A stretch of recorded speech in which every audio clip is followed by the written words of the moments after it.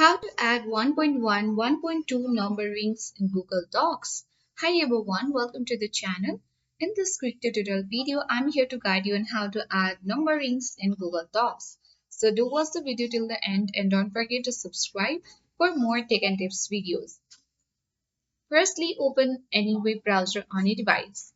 Click on the Google Apps at top right corner and then open Google Docs. Once the new tab opens and Google Docs as well opens, click on blank document and then type a list of any words on this section.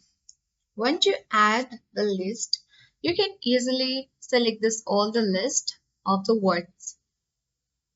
Once you select, click on the number list menu at top right corner of the screen and you can easily add 1 to 3 numbers here.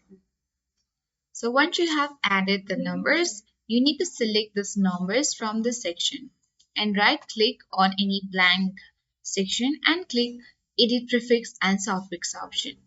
On the prefix, you have to select 1 point and on the suffix, you don't need to write anything here and click on OK button. And once you do that, here we have seen that the numbering has turned into 1.1, 1.2, 1.3 and 1.4.